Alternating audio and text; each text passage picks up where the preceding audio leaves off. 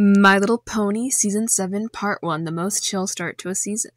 This video is not intended for children under the age of 13 years old, and if the comments are off, it's because YouTube did it, not me.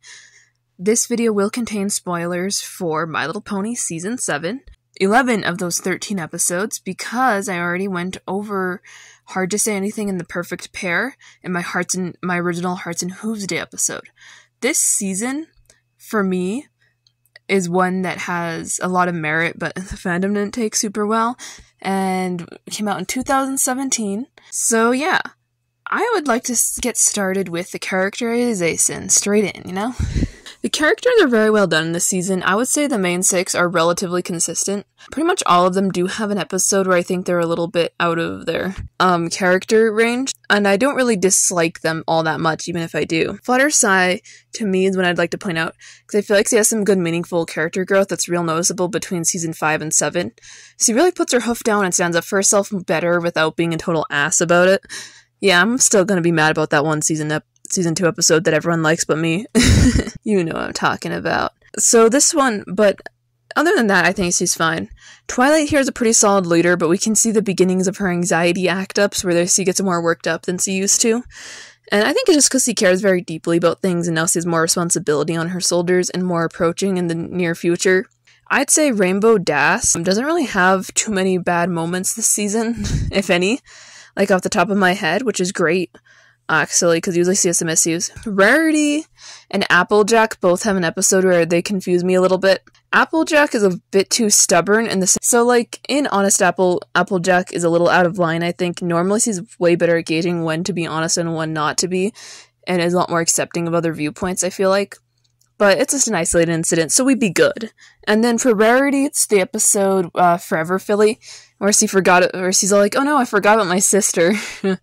I can't imagine her doing that, and also being like trying to relive their childhoodness, and she gets almost offended that she doesn't want to do the little things anymore. And that one is a wee bit out of character, but not to the same extent. She's still a drama queen, obviously. She's gonna overreact, but is what it is. This one has some very good characterization for Spike and the CMC as well, which I really love. There are a lot of fun, memorable moments. With the CMC, they've really grown a lot as characters, and Spike is a really wonderful young man, I suppose. He's growing up mentally, which is great. Starlight also gets way better sewing this season.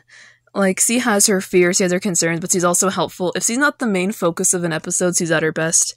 But even in ones like All Bottled Up, she does okay, so it's alright. The last thing I'll touch on are the memorable side characters, because I really like them. They do a good job making a lot of them feel real and just stuff like that, and interact with the characters in a really natural way. So let's move into voice acting. The voice acting here is pretty great, in my opinion. The main 6 are pretty much how they always sound, but I have noticed that the CMC's voices are getting less high-pitched and more grown-up sounding, which is so funny. I like Squeaky Belle. I brought up Squeaky Belle, but even Apple Bloom, in between like Season 5 and 7's voice has dropped, and I think Scoot's the only one who really still has a squeakiness that's consistent within her audio. But I still love that. I find most of the new characters pretty cool. I think they give them relatively consistent VAs, so that's really nice. The animation is super solid. I only found one obvious animation error while watching, and it's when Twilight has Pegasus wings instead of Alicorn wings, and that's in All Bottled Up right after the song in that episode, which is pretty cool. And I think that the visuals are really dynamic and fun. As always, the character designs in these latter seasons for background and side characters are phenomenal. I really like how well they're done throughout this. And I find that we have some fun sets and stuff, and the new locations were fun to view. This brings me to the world building. The world building is a slight improvement on what I had last season. We see more of Yak-Yakistan and their culture, which is really fun little tidbit. We also see a little bit of the changelings interacting. I think that this does a better job than most of the early seasons, at least, with interspecies communication, which I appreciate. I feel like I'm the only person who likes that, but I do like it. I don't really know if there's that much to say about world building, unfortunately, so I guess that moves on to music. So this season in general is light on the music, but it's good as a rule. Every song I enjoy. This first half of the season has a grand total of... There are only 3 songs in this half of the season. I covered the one on the Perfect Pair, and too hard to say anything already, so I won't be discussing them again, as great as one of those really is. We'll talk about the one relevant song here, which is Best Friends Until the End of Time, which is such a mouthful. It's fine. It's also from the episode All Bottled Up. I've mentioned that a surprisingly large amount of times already. And it's good. It's a sort of pop song that doesn't stand out super well against the rest of the songs. Even in this season, I feel like it's more lackluster. But it's fine. Which will lead me into First Impressions. This season aired in 2017 when I was 12 years old, which means I was beginning to head towards the end of the target demographic for My Little Pony Friendship is Magic. Did it hinder my enjoyment? Not at all, really, but I did find that there's a lot of spoilers posted on YouTube Kids, because I was still using YouTube Kids at 12, because my parents loved me and didn't want me to see weird shit. I had a lot spoiled before we got to Netflix at that stage in my life, which was a little sad, but it is what it is. I really missed those spoiler-free days before I used the internet for a little bit in my life, because I had to wait for these episodes to come out on Netflix, which felt like it took forever once I was aware of them even airing in the first place. It was so hard for me. 2017, I was like, just waiting. And I watched this with a few kittens and a rescue chicken or two at this point that were adults, so I have some fond memories attached like that.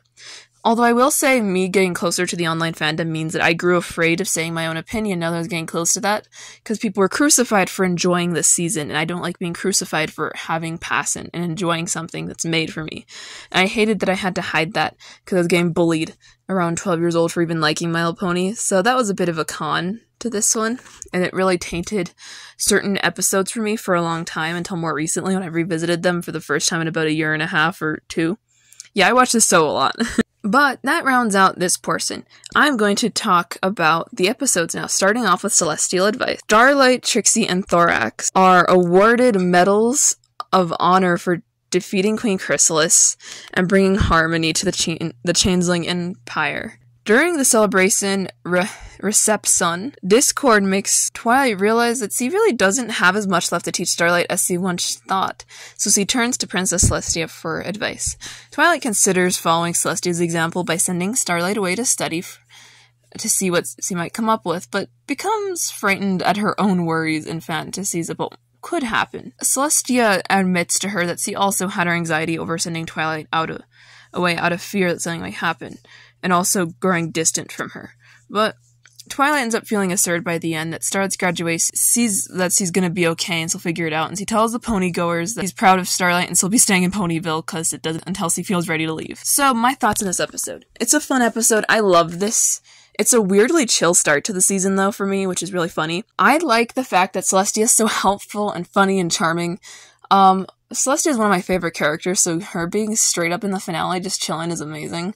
There's some really good bits of humor with the Changeling trying to get Thorax's medal over his head instead of just having him shape-shift to get it on was funny to me, because Luna was really working at it, and I could tell the animators took a shortcut on that scene specifically. I also like that we acknowledge that Starlight is like a grown mare, and she could leave if she felt ready to. She's just attached to Twilight because she's not sure what to do with her life just yet. Trixie is fine. I will touch on the fact that Discord's a bit of a pill, but I love Discord, and I know that he has to be chaotic to survive, as seen by one of the latter episodes this season, which we're not getting into, so I'm not gonna judge him for doing this. He's Discord. He does Discordy things. It does not bother me. The next episode is All Bottled Up. While Twilight and her friends are on a friendship retreat, Starlight remains at the castle to help Trixie practice her magic skills. Trixie carelessly uses a teleportation spell on Twilight's map table thing, sending it to an unknown location, presumably in Ponyville. Starlight Rage begins to come out in a cloud form. This spews from her horn, which she lacks the ability to contain, so she puts in a jar, which causes her to drive Trixie further away because he keeps getting mad at her. During the search for the map, Starlight's anger at Trixie mounts to the point where the jars end up breaking, and a cloud infects Granny Smith, Bulk Biceps, a jewelry pony I don't know the name of, and makes them attack Trixie. Starlight can't dispel the cloud of vengeance and anger until Trixie apologizes. When that happens, Starlight and Trixie make up with each other, and then the anger retreats back into Starlight. They find the map at the spa, and then they meet and then return it back to Twilight's castle, just as Twilight and the main six have returned from their escape room. So, my thoughts. This is a fun little episode. It's mostly a Starlight-centered episode. I'd say it's fairly good for her character. Definitely not the worst. Her anger towards Trixie, she tries so hard to be level-headed and not lash out at people, but God, Trixie can be so much. So I'm impressed that she got as far as he did without, just bursting immediately, because I would burst if I had to be around Trixie 24/7, or more than 2 hours. I'm going to say it's just a little annoying. And I found the little friendship retreat, which was barely touched upon in this synopsis because it's only really relevant for a little bit, kind of fun. It's also where we get our first song of the season.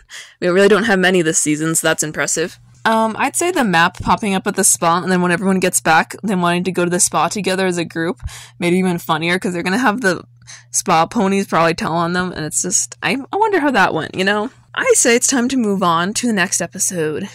A Flurry of Emotion. The plot follows Shining Armor and Princess Cadence asking Twilight to babysit Flurry Heart while they attend an art show put on by his friend. Twilight gladly accepts. She wants to spend more time with her niece, despite her many commitments, like reading to the sick foals at the hospital.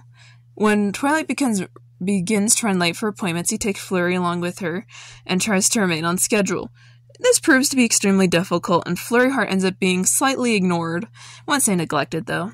This causes Flurry to begin to act out everywhere she goes, culminating in her wreaking havoc around the hospital, looking for her stuffed snail toys, a whammy. Twilight scolds and frightens Flurry Heart until she realizes how negligent she had been towards her niece's emotions and apologizes.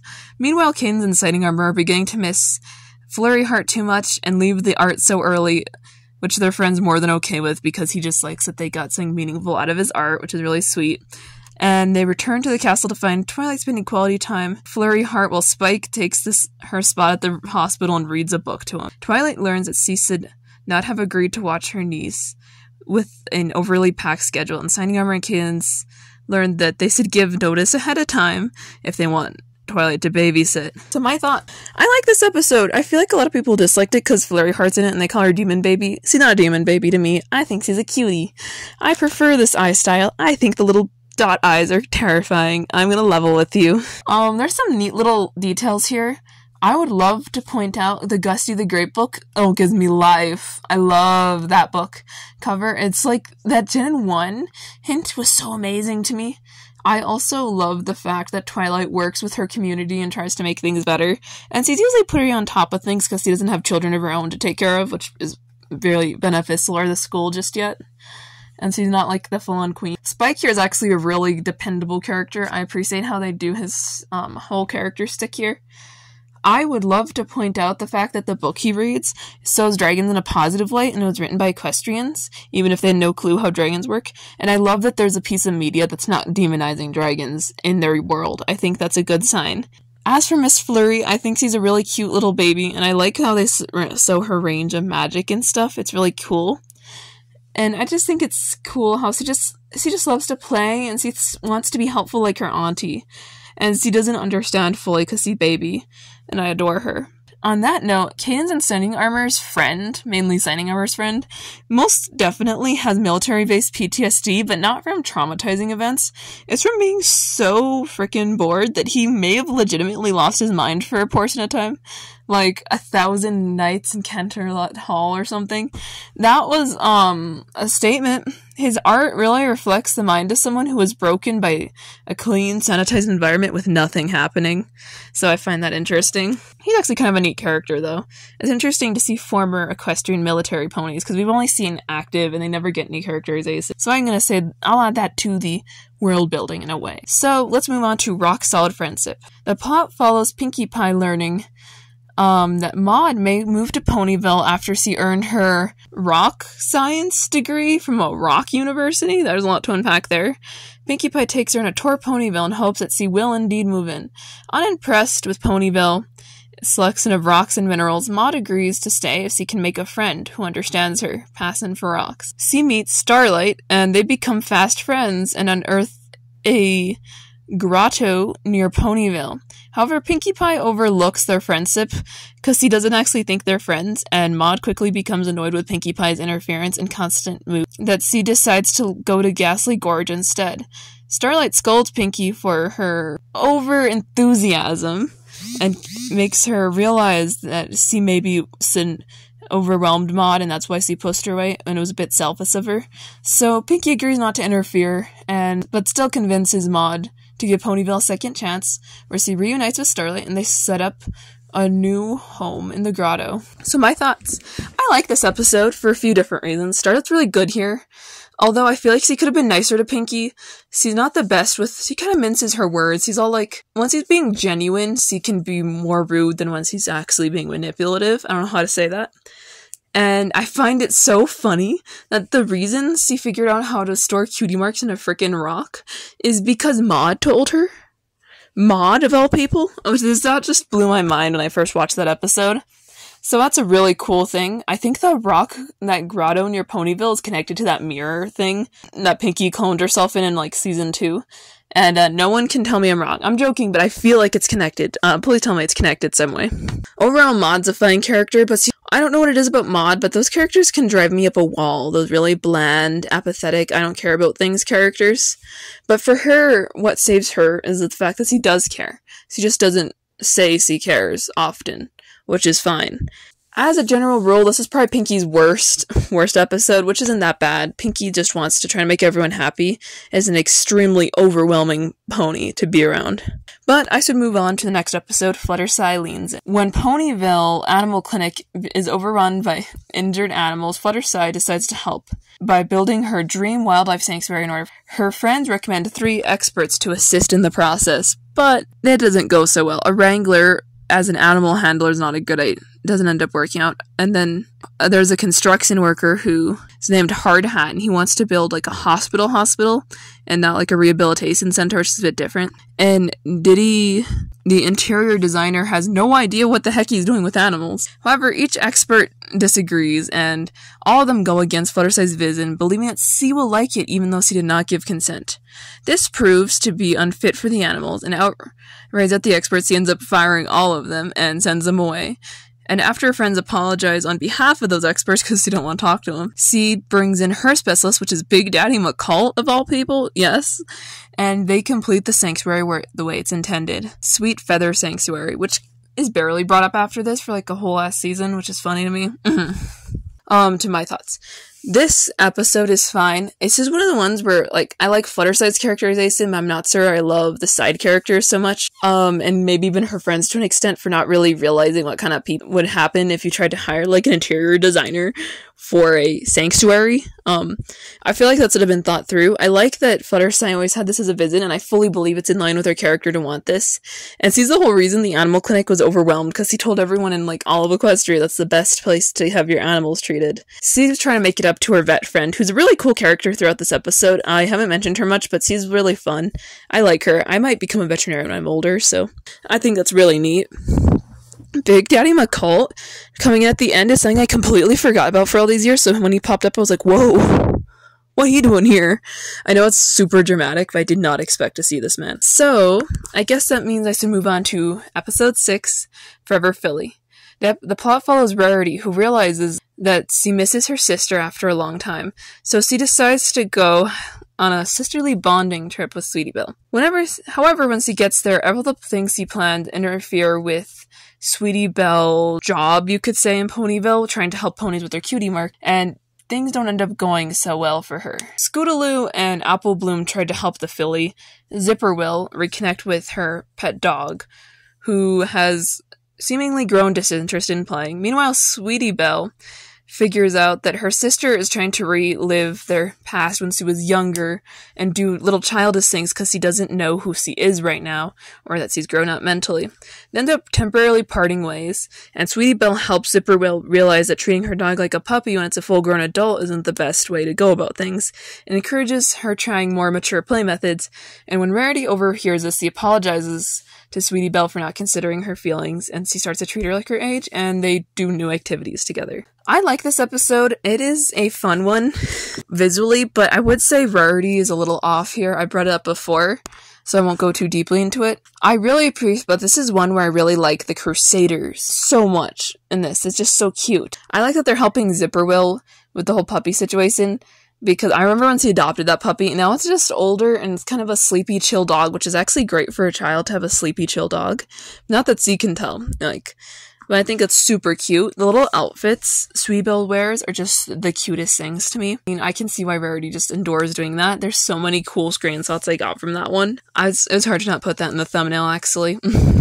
I think that the episode Forever Philly is an interesting, like, way of encapsulating the episode, because some of these have, parental guidance, episode 7, get it? You know, the pun on guidance. The plot follows Scootaloo, who has an assignment to write about her most inspirational hero, going to Cloudsdale to interview Rainbow Dash, but instead ends up crossing into her parent, Bo Hothoof and Wendy Whistler, which are just as big of fans of their daughter as Scootaloo is. They are delighted when Scootaloo tells them what Rainbow Dash is up to now as a Wonderbolt, and visit their daughter to cheer her on. However, Rainbow Dash is mortified by her parents' over-enthusiastic support, confides in Scootaloo. She deliberately hid her introduction to the Wonderbolts from them. When her parents begin celebrating every mundane thing she does, like they always do, Rainbow Dash snaps at them and angrily sends them away.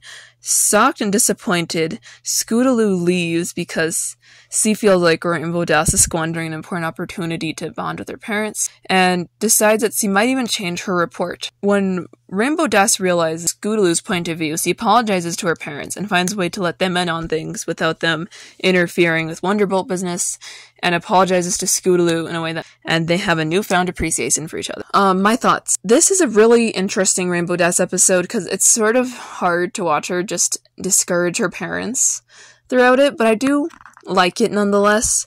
Mainly for Scootaloo and Rainbow's parents, actually, because they're so fun.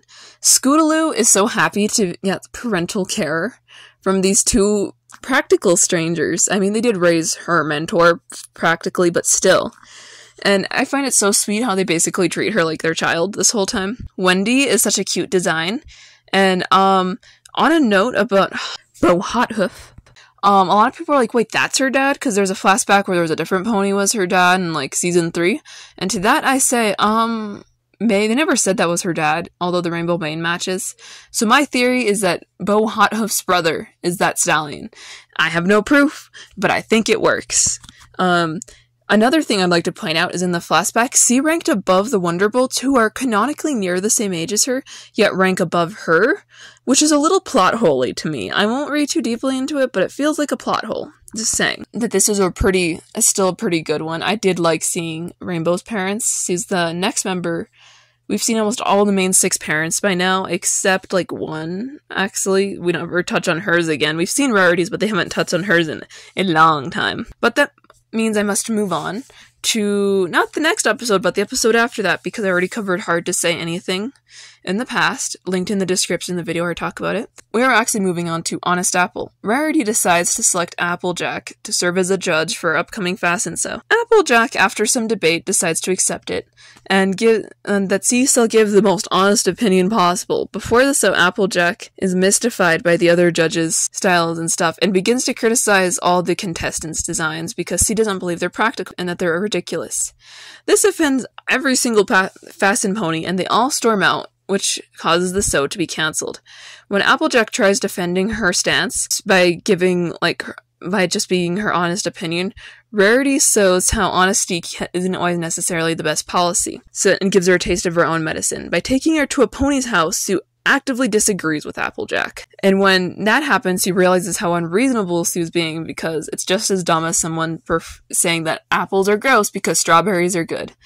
And then C convinces all the contestants and the other judges to return to their posts in the So, and they put the entire states back together and get everything running correctly. And everybody has a great time, and she finds a new admiration for how hard stylists work, and names all of them winners because he has to break a tie. So my thoughts. This is an episode. I tend to forget it exists, and I think it's for a particular reason. It's not a super great Applejack episode. He's a little too unreasonable, in my opinion, over the whole style thing. Like, Fasten is dumb. Hee. Like, girl, chill the heck out. But I did appreciate it nonetheless. I found it what I appreciated about this was the side character. Photo Finis, that one guy I forgot the name of. They are fun. Oh god, I had it in my head before, and then when I wrote the script, I just put, that guy, because I couldn't spell his name. Oh my god. I don't know, apparently. I found them fun. All the little designers, they had such fun designs. I really liked all of them. Obviously, we had a goth pony girly, which was really cool. And we had a modern style. Yeah, I'll call it modern, which was also kind of fun. And personally, I kind of like the soft pastels that are present within that one pony's design, who kind of reminds me of Fluttershy, Lily Lace. And I think that she's has such a Fluttershy vibe. I also think Star Streak is okay. I noticed, I did a poll on this, and he was the least favorite, which is a little sad, because honestly his designs are kind of cool, they're just not mainstream enough. Inky Rose is somehow more mainstream than him. There's more alt people than modern people, I guess. But all of them are really fun. And I'm glad that we kind of highlighted that not everyone gets along with the main six too. So I guess it's time to move on to the next episode, A Royal Problem. The plot follows Starlight being sent on a friendship mission by the map, which completely leaves Twilight gobsmacked that Starlight can even be sent in the first place, to Canterlot, where Celestia and Luna are feuding because they both feel unappreciated by each other. The sisters argue over whose royal duties are more difficult than the others, and Starlight accidentally casts a temporary spell that will switch their cutie marks and abilities, intending on making them swap roles in order to learn each other's perspectives. They agree with Starlight the idea might, before quickly discovering how hard their jobs are. Luna finds it hard to keep up with the public appearances, and realizes that meanwhile Celestia is taking on Luna's job in the Dream Realm, which makes her very alone and also very not sure what to do, because he thought it was just a walk in the park, and turns out that observing the subject's dreams is a lot more work, and she finds that Starlight is suffering from a nightmare, which is fueled by the fact that her and her sister are fighting, and Twilight maybe planted some seeds of anxiety while she was there. She steps in and intervenes, but she's not sure what to do, so she goes to grab Luna from her own weird dream to help out, and as this dream escalates, Nightmare Moon and Celestia's alter ego Daybreaker, which are in the Dream Realm purely, this is hard to describe, are feuding, and Celestia dispels Starlight's nightmare with a little bit of support from Luna, and they reconcile with each other, ending the feud, and they now have a better understanding of each other's duties. My thoughts. I adore this episode, and it's because I like how well Celestia is done. This season is so good to Celestia, in my opinion. Personally, I think it's interesting because she does a lot of stuff. I personally found it a loss that we did not get to see this long, boring meeting that was referenced, because I think it would have been a good bit of world building to understand more about Timberwolves and stuff, because there's Timberwolves in a forest. And I also found exploring the Dream Realm for third time in a meaningful context really great on that end too.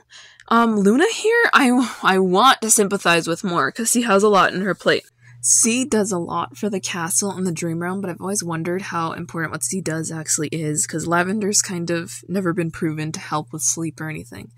And C could always have someone else do that, there's staff in the castle.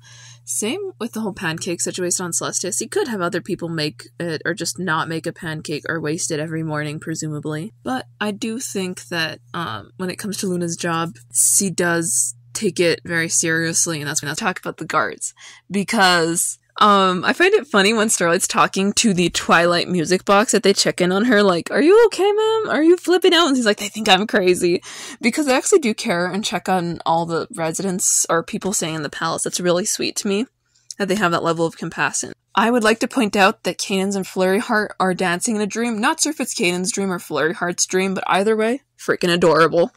And this was just a pretty good episode. So the next episode is going to be Not Asking for Trouble. The plot follows Pinkie Pie, who is finally invited to the rustic village of Yak-Yakistan for a holiday Yak Slurperfest. Ooh, she totally didn't harass the prince of this country into doing, by the way. And C tries to prove that C can understand the culture. During a customary stomping ritual, the axe accidentally cause a giant avalanche which buries the village in snow, leaving them without food or shelter for the remainder of the cold season, which is all the time. Unable to dig away the snow, Pinkie Pie offers to get her friends from Equestria to help the axe, but Prince Rutherford stubbornly rejects outside help and chooses to wait for the snow to melt. So Pinkie goes back to Ponyville to get her friends and covertly help them in the night and put back the entire village with their magic in hopes that they won't find out. Prince Rutherford does find at the end that they had helped out, but actually thanks her for respecting his wishes of not letting them know that they're being helped, but still caring, and C becomes an honorary yak, which C can't because Ponyhead is too small for horns, but you know, C did get the horns, so C wanted it. My thoughts. This is a fun episode, and it actually is pretty okay to the yaks for once, which I did not expect. Like, yes, they're unreasonable about it, but they're a proud country, and they've never had help from others before, so I wouldn't expect the people of Yakistan to now to be begging Equestria for help when they've known them for a few years. I don't think they had any real knowledge of each other before. So I think it's cute. I find it interesting how Pinkie is just so willing to please. She has every intention of not stepping on their culture. Like when Prince Rutherford makes a joke about one of the twigs he broke being like sacred and her like having a massive taboo, and then she panics and then he's like, oh no, it was a joke, you couldn't tell. Like no one can tell when you're joking, man. It comes off as very serious, and a leader joking like that is terrifying. That you could be like, I'll start war over this goddamn twig. So yeah. And I also think that the little baby yaks wanting food, and while all the other stubborn adults are like refusing help, was so sad because they just want food and shelter and to listen to music and have fun, and they can't have that. I was like, oh, poor babies. Also, I wish we saw Yona. I know she wasn't introduced in the show yet, so it was an afterthought, but it would have been so cool if we saw her in the background. I don't think I saw her, unfortunately. This leads me to the next episode, and the last one I'll be covering. Discordant Harmony, episode 12. The plot follows Fluttershy and Discord having tea, when Discord realizes that he's never invited her to a tea party before. So he takes it upon himself to do his own tea party in his realm for her, and he decides to make things more normal to appeal to Fluttershy. When Fluttershy actually arrives, he sees that Discord is fading away, unable to create chaos. So C decides to recreate chaosy situations to bring him back and restore him back to normal. She reminds him that they get along so well because they're so different, and C helps him, and they end up having a very Discordy, chaosy tea party together, and they enjoy themselves. So, my thoughts. On the surface, very simple episode, but I love the Discord hijinks. I like the fact that he cares so deeply about Fluttershy and is willing to change himself, but I also find it sad that he thought that just because a lot of ponies don't think that he could be friends with someone different, he just immediately let that get to him and change what makes him so special, because he actively needs chaos to exist, at least within his own realm. But I think that the teapots and all those little things were so fun, and that Discord crew, and it was just so cool. Also, I did catch the Star Swirl hat lamp thing that was in the background, and it's just I think it's a good Discord episode, coming off of a less good Discord. Which actually leads me to the end of the video. I would like to thank you all for watching. I know this is a longer video because I really like this season and ended up talking way too much, and it's probably long enough, so before I end it, I would like to mention that I use summaries from the My Little Pony wiki with slight changes from Grammarly and stuff to make it read better for me, which I will link in the description, along with a playlist made by the Cartoon Archive featuring the whole season, and the video I created about the Hearts and Hooves Day specials where I cover the perfect pair and Hard to Say Anything. If you enjoyed this content, consider liking, commenting, subscribing, and this has been Daisy Spine signing out. Bye!